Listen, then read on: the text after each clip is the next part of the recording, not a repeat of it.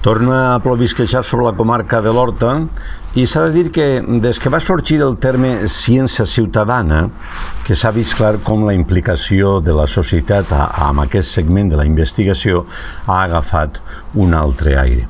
Segurament per això ha estat possible la redacció dels objectius de desenvolupament sostenible i la necessitat de portar-los a terme com més aviat possible millor.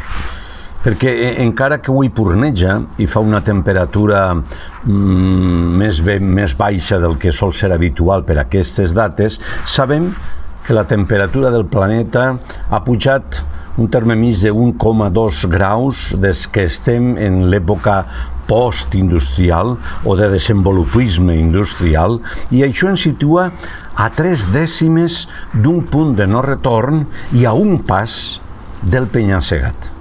La Terra es queixa i nosaltres ho patim. Convé posar solucions de quilòmetre zero.